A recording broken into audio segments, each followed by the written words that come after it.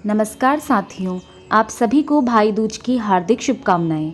दोस्तों, आज मैं आपको भैया दूज की पौराणिक कथा सुनाने वाली हूँ। तो चलिए सुनते हैं। भैया दूज पर्व कार्तिक मास के शुक्ल पक्ष की द्वितीया तिथि को मनाया जाता है। इस दिन बहनें रोली एवं अक्षत से अपने भाई का तिलक कर उसके उज्जवल भविष्य के लिए आशीष देती हैं। भैया दूज की पौराणिक कथा इस प्रकार से है। भैया दूज की पौराणिक कथा में सूर्य की पत्नी संज्ञा की 2 संतानें थीं, पुत्र यमराज तथा पुत्री यमुना। संज्ञा सूर्य का तेज सहन ना कर पाने के कारण अपनी छाया मूर्ति का निर्माण कर उन्हें ही अपने पुत्र पुत्री को सौंपकर वहां से चली गई।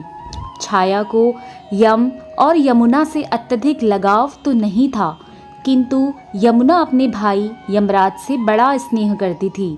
यमुना अपने भाई यमराज के यहाँ प्रायः जाती और उसके सुख दुख की बातें पूछा करती तथा यमुना यमराज को अपने घर पर आने के लिए भी आमंत्रित करती, किंतु व्यस्तता तथा अत्यधिक दायित्व के कारण वे उसके घर ना जा पाते थे।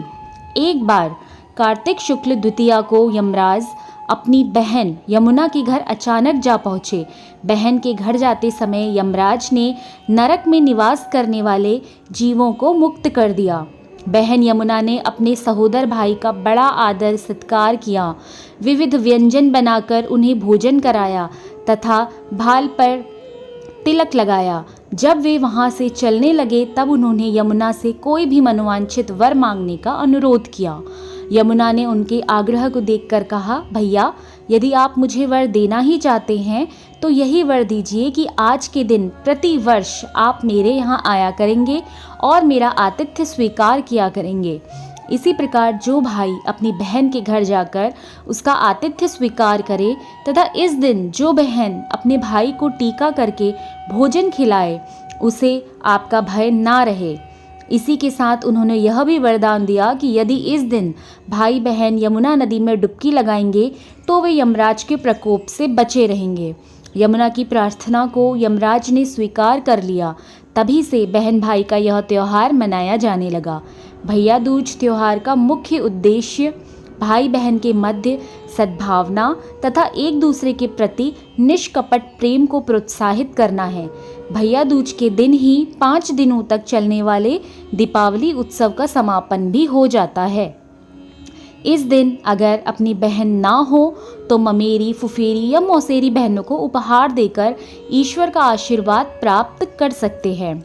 जो पुरुष यम द्वितीया को बहन के हाथ का खाना खाता है उसे धर्म, धन, अर्थ, आयुष्य और विविध प्रकार के सुख मिलते हैं।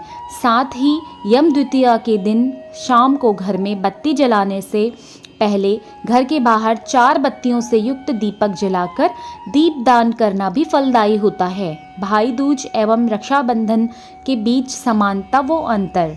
भाई दूज एवं रक्षाबंधन दोनों ही भाई व बहन के बीच मनाया जाने वाला पर्व है। दोनों में पूजा करने के नियम भी लगभग समान ही हैं। रक्षाबंधन में बहनें अपने भाई की कलाई पर रक्षा सूत्र बांधती हैं, जबकि भाई दूज के दिन माथे पर तिलक लगाती हैं। भाई दूज पर मुख्यतया भाइयों को अपनी विवाहित बहनों के घर जाकर तिलक लगाते हैं, जबकि रक्षाबंधन के दिन बहनें अपने भाई के घर आकर राखी और रक्षा सूत्र बांधती हैं।